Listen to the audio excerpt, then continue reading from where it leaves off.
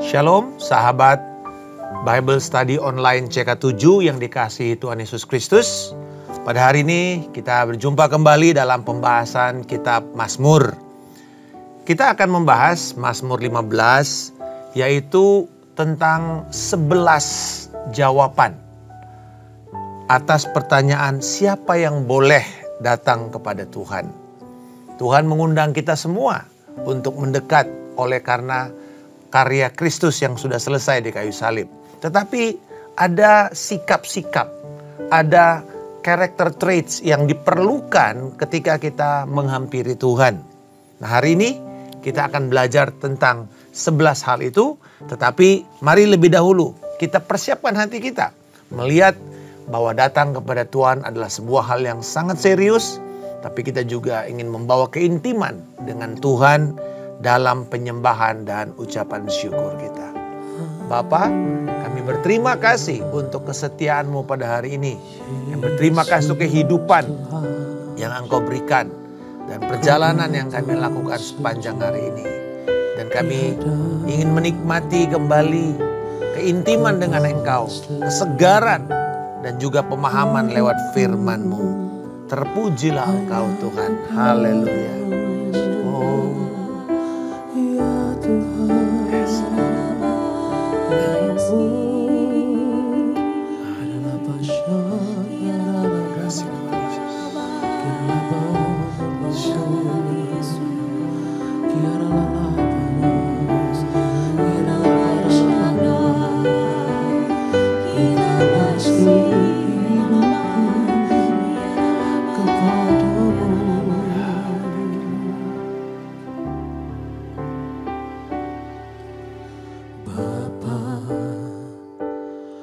Persembahkan tubuhku sebagai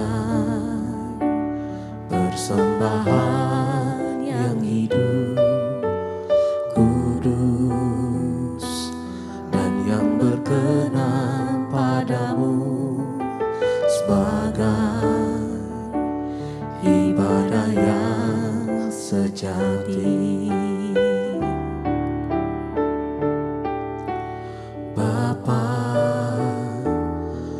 Persembahkan tubuhku sebagai persembahan yang hidup, kudus dan yang berkenan padamu, sebagai ibadah yang sejati.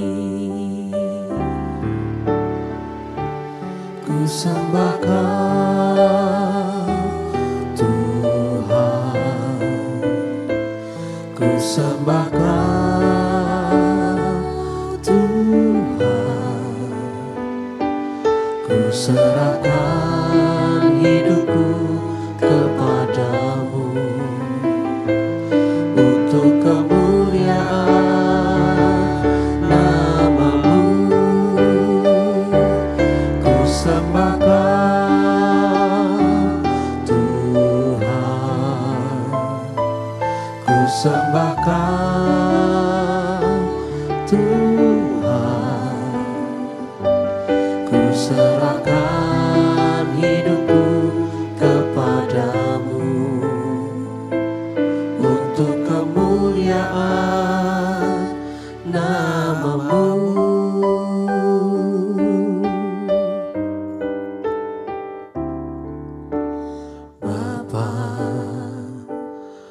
Persembahkan tubuhku sebagai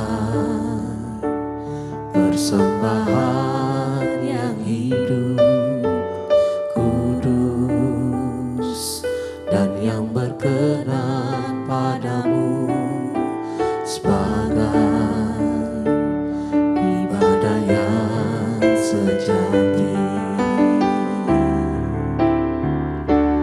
Ku sembahkan Tuhan, ku sembahkan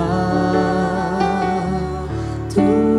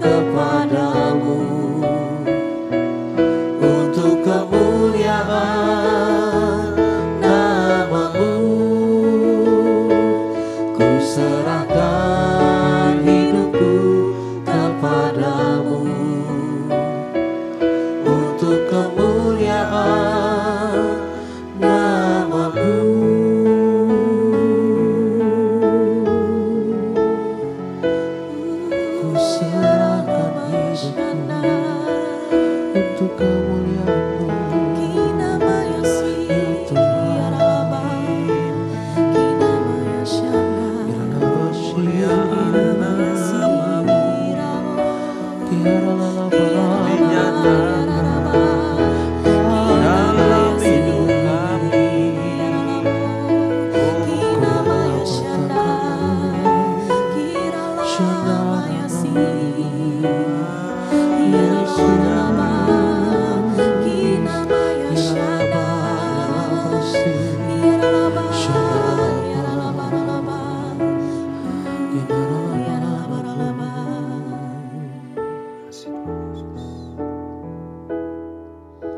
Sucikan dan kuduskan hati ini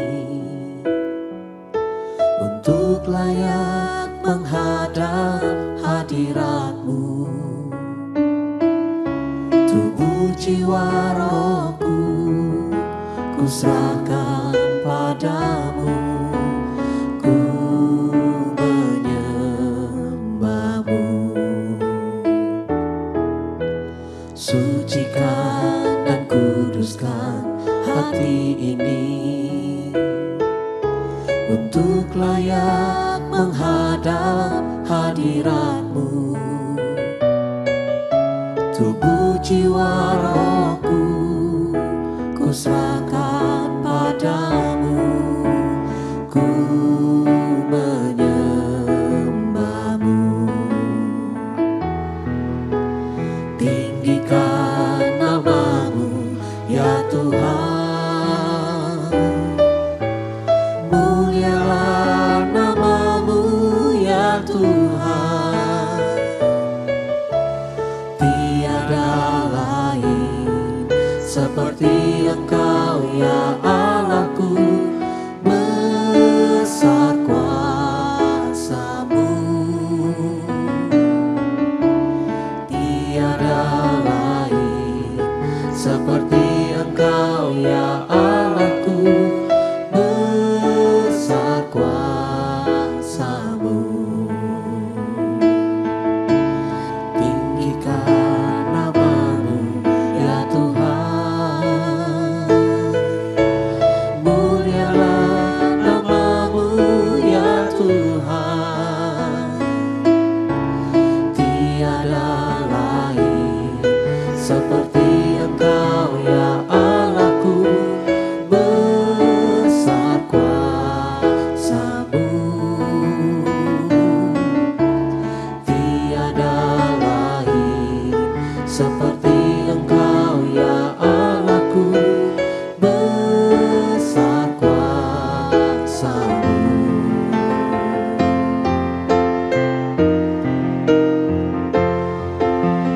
Tinggikan nama-Mu ya Tuhan,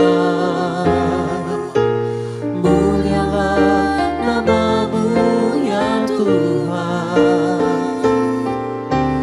Tiada lain seperti Engkau ya Allahku, besar kuasa-Mu.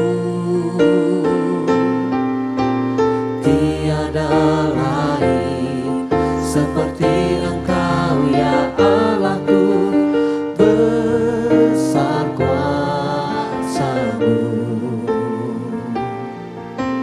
Tiada lain seperti Engkau ya Allahku, besar kuasa-Mu. Haleluya, haleluya.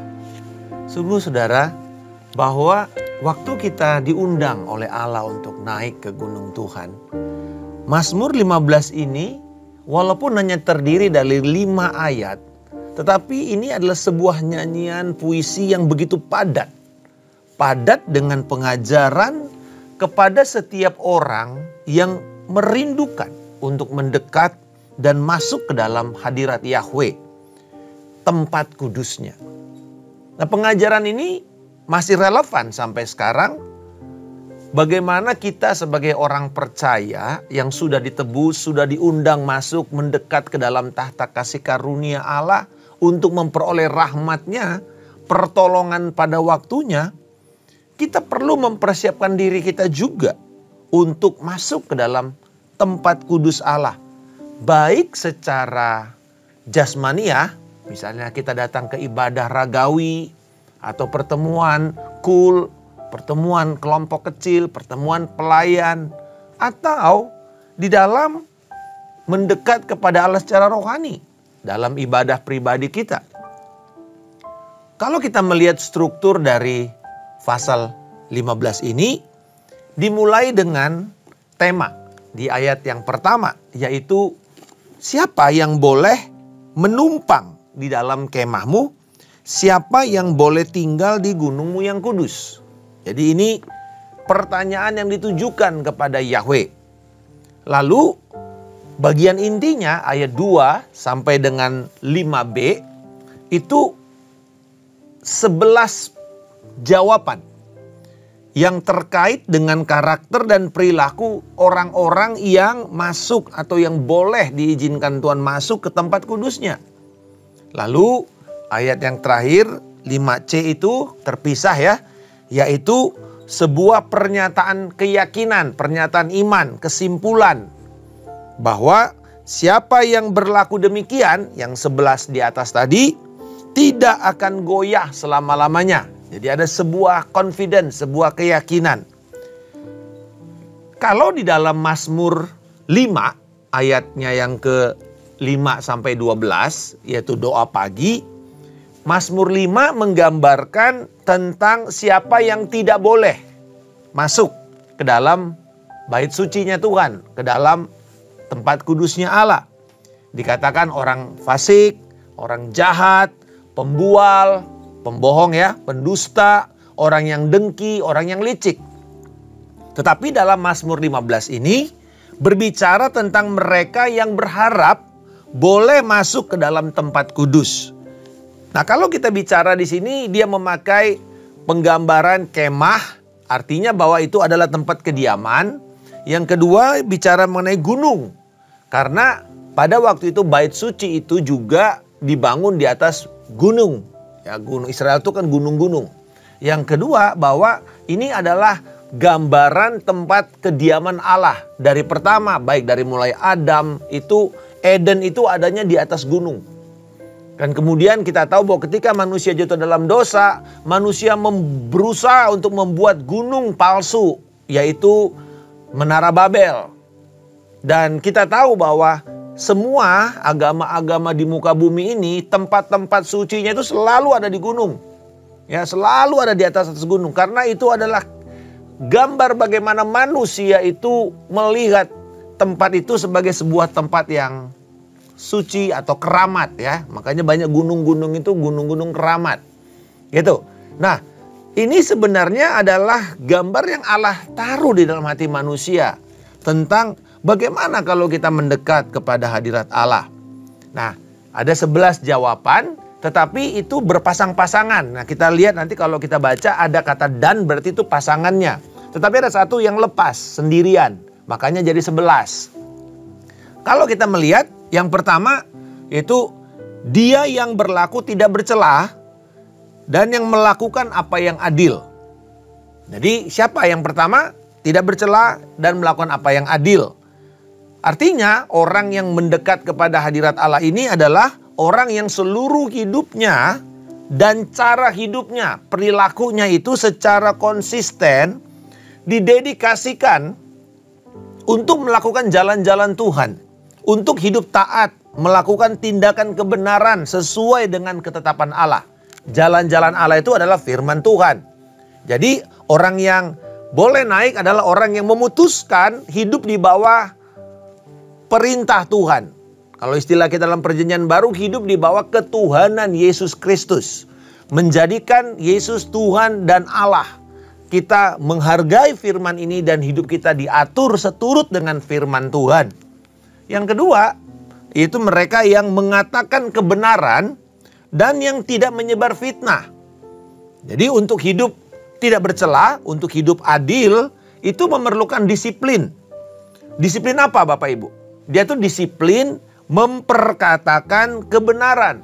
baik di dalam hati kita maupun di dalam percakapan kita kepada orang lain dan tentang orang lain. Jadi bukan cuman kita misalnya lawan bicara, kita mesti mengatakan kebenaran tetapi juga tentang orang lain. Kalau kita sedang berbicara lalu menyinggung orang lain, apakah kita mulai menyebar gosip, mulai menyebar fitnah? Nah, mari kita nanti bandingkan dengan Mazmur 12 ayat yang kedua. Itu bukan hanya untuk orang lain lawan bicara kita, tapi juga kepada tentang orang lain. Dengan kata lain, bahwa yang kedua ini mengatakan kebenaran tidak menyebar fitnah, yaitu orang yang boleh naik ke gunung Tuhan itu harus mempertahankan integritasnya dengan menyelaraskan perkataan dengan perbuatan atau apa yang akan dia perbuat. Kalau di dalam ungkapan bahasa Inggris kita mengatakan you say what you mean what you say. Ya, jadi Anda serius mengatakannya, jangan bilang oh itu bercanda, gue bercanda sorry deh. Tetapi orang lain anggap itu serius dan dia sudah kepahitan. Jadi kita hati-hati dengan bercandaan kita. Banyak orang melakukan bercandaan-bercandaan sekarang akhirnya menuju kepada kecelakaan, membuat orang celaka. Lalu kemudian apakah perkataan kita itu bisa dipercaya? Atau setiap kali kita ngomong, kamu pasti bohong, kamu pasti fitnah gitu ya. Atau kamu gibahin orang gitu. Nah ini dia. Jadi hati-hati dengan apa yang kita perkatakan karena itu berbicara. Bayangkan karena kalau kita datang ke gunung Tuhan, kita juga memuliakan Tuhan. Bagaimana mungkin dari mulut yang sama keluar pujian, tetapi dari mulut yang sama keluar juga fitnah, kebohongan, dusta. Padahal kita menyembah Allah yang benar, sementara mulut kita juga menyebarkan kebohongan. Dan yang ketiga yaitu kelompok atau pasangan yang dia tidak berbuat jahat dan tidak menimpakan celah atau celaka kepada teman atau tetangganya.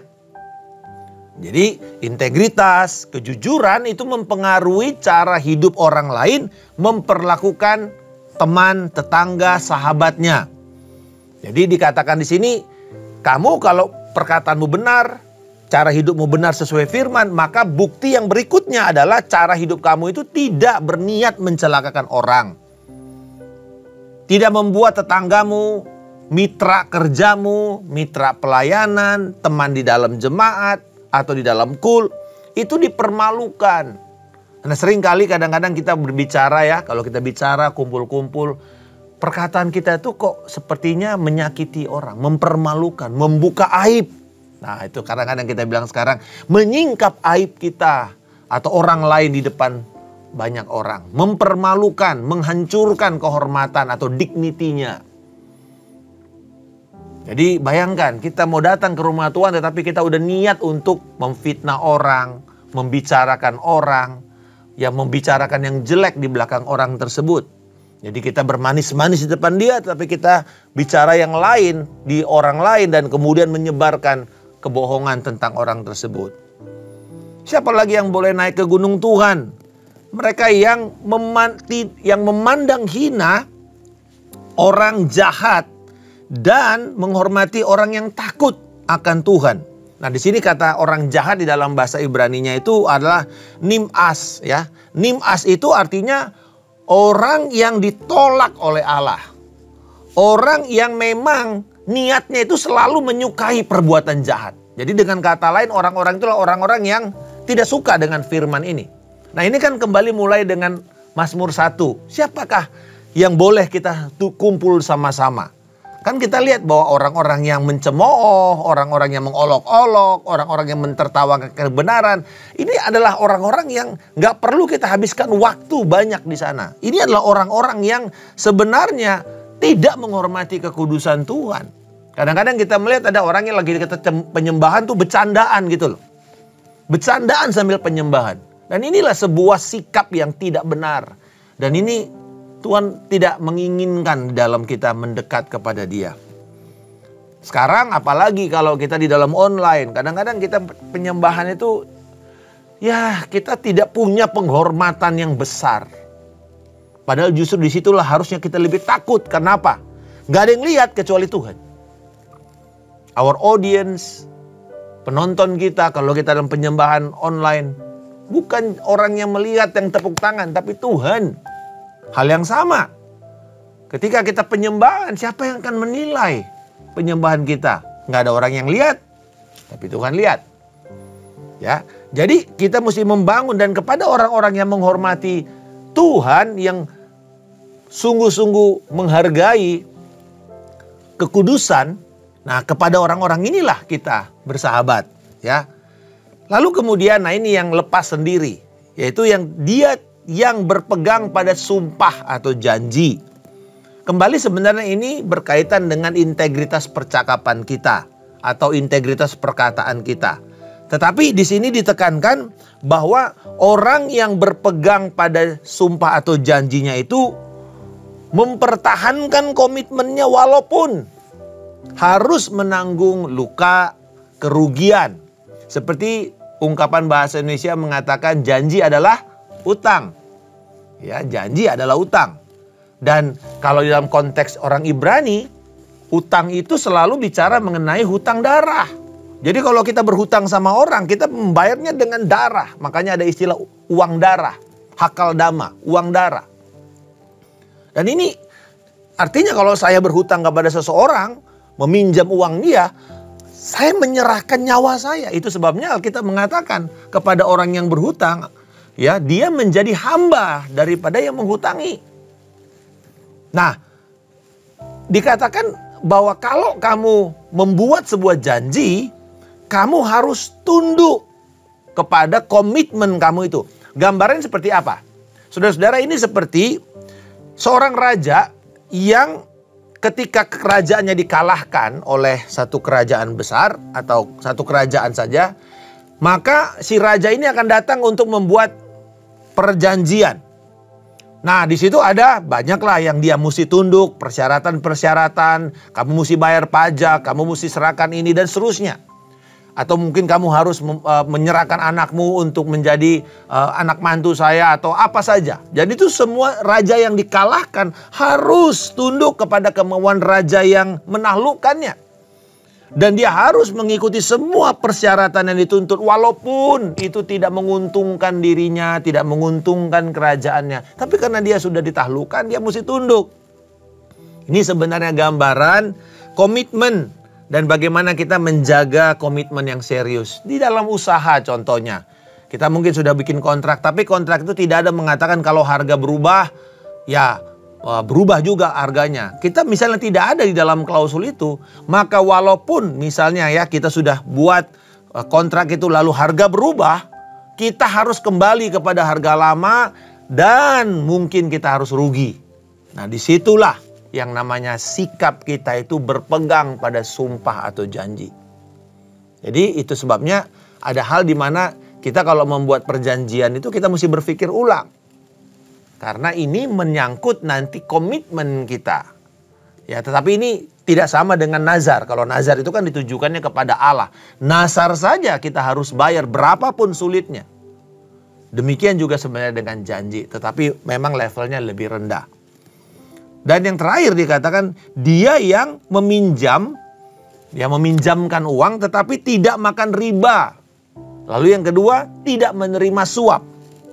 Nah, memberikan pinjaman dan mendapatkan sedikit bunga itu merupakan kebiasaan umum dalam masyarakat timur dekat kuno, yaitu seperti di daerah Mesopotamia, di daerah di mana Mazmur ini ada, ya di daerah Israel, Timur Tengah, di mana pada masa itu memberikan pinjaman lalu mengharapkan sedikit riba itu nggak apa-apa. Nah, seringkali kan kita berpikir riba itu sesuatu yang jahat. Saya akan ceritakan bagaimana itu menjadi jahat. Di dalam prasasti Hammurabi, Hammurabi itu adalah raja yang memberikan sebenarnya gambaran tentang aturan hukum awal yang ada di dalam peradaban manusia yang pernah ditemukan dan dicatat. Jadi Code of Hammurabi atau prasasti Hammurabi antara 1792 sampai 1750 sebelum Masehi, ya ini 1700 tahun sebelum Masehi, itu sudah ada kerajaan Mesopotamia dan mereka menyiapkan ini loh aturan-aturan hukum. Dan banyak aturan hukum yang ada. Ya hukum pidana, hukum perdata yang ada di seluruh dunia itu mengacu kepada prasasti Hammurabi. Dan prasasti Hammurabi itu sejalan dengan firman Tuhan. Dengan perjanjian lama. Nah, Jadi boleh, tetapi, nah ada tetapinya. Bunga tidak boleh melampaui batas orang atau batas yang ditetapkan. Kemampuan untuk membayar. Jadi itu sebabnya dibilang kalau kamu mencekik leher atau seperti lintah darat yang menyedot dengan markup 100%, 200%, wah itu yang namanya riba. Tetapi kalau kita misalnya sekarang bunga bank sangat kecil sekali, tidak ada artinya sebenarnya. Ya, jadi sebenarnya itulah yang ya memang bisa layak kita berikan. Nah, menurut Taurat, sesama bangsa Israel tidak boleh menetapkan bunga pinjaman. Ya, tetapi boleh kepada bangsa di luar Israel. Dalam Keluaran 22 ayat 25, dalam Imamat 25 ayat 35 sampai 38, Ulangan pasal yang ke-23 ayat 19 sampai 20 jelas sekali bahwa kalau bangsa Israel ada yang meminjam, kamu memberikan pinjaman tidak boleh memberikan bunga.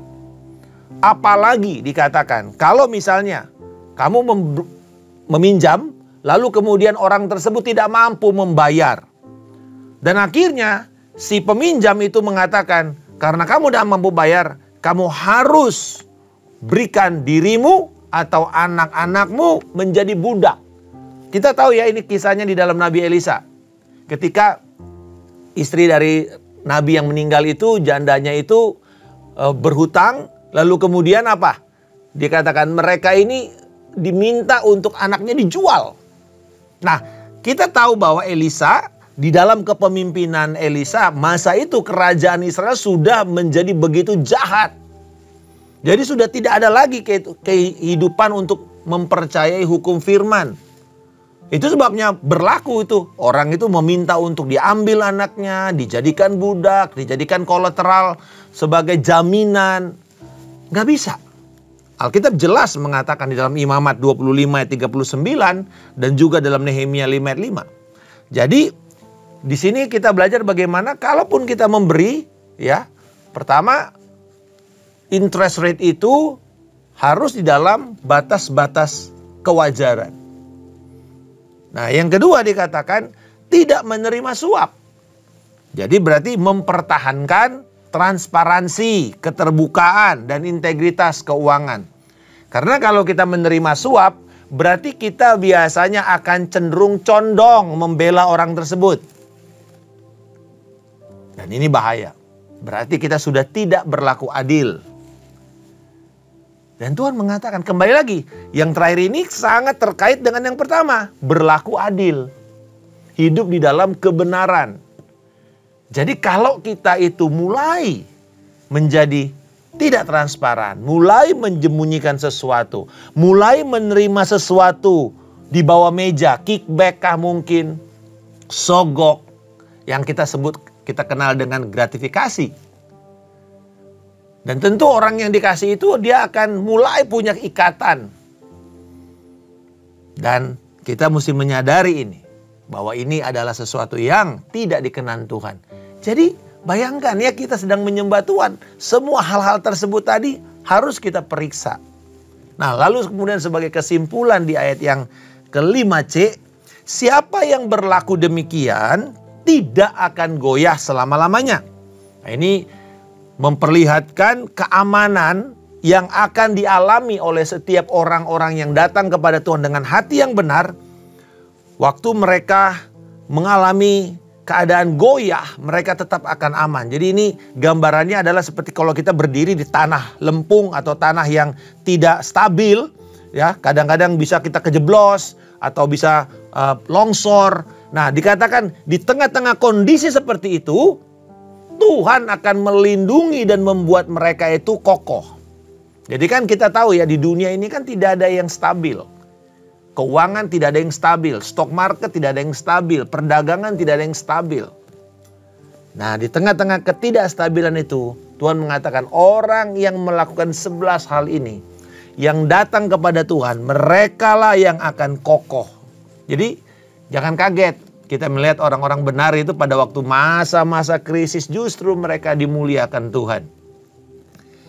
Nah, dengan kata lain, saudara-saudara sekalian, pemazmur mengingatkan setiap orang untuk mendekat kepada Allah itu atau mendekat kepada hadiratnya itu, untuk membangun keintimannya itu dengan sebuah pemikiran bahwa hal ini adalah hal yang serius. Hari ini kita jarang melihat seperti dalam Perjanjian Lama, kalau orang datang seenaknya kepada Tuhan, dia bisa mati. Walaupun itu imam, dia bisa mati. Nah, sedangkan kadang-kadang kita, nggak apa-apa kok. Nggak ada resikonya, nggak ada konsekuensinya. Tapi kita tidak menyadari, lama-lama hati kita menjadi dingin. Dan lama-lama kita tidak punya penghormatan lagi. Tidak punya lagi kepekaan. Dan itu sebenarnya adalah justru keadaan yang berbahaya bagi kehidupan rohani kita. Ini sesuatu yang tidak main-main sebenarnya. Jadi bagaimana kita mempersiapkan diri kita untuk menyembah Tuhan? Baik itu penyembahan pribadi, ibadah online, atau ibadah ragawi, bagaimana sikap kita? Walaupun di dalam Mazmur ini tidak ada ditekankan kepada ritual. Apa itu ritual, Bapak Ibu? Dia nggak bilang gini, kalau kamu datang kepada Tuhan mesti cuci tangan, cuci kaki, bersihin wajahmu, mandi dulu. Seperti yang sekarang banyak dilakukan oleh ritual bangsa Yahudi. Mereka mesti cuci tangan, cuci kaki, ya, cuci muka, membersihkan tubuh mereka. Bahkan mungkin mandi suci atau mikveh. Itu semua ritual. Mungkin harus pakai pakaian tertentu, harus ada dekorasi tertentu, harus ada perhiasan tertentu. Nah, ini semua ritual.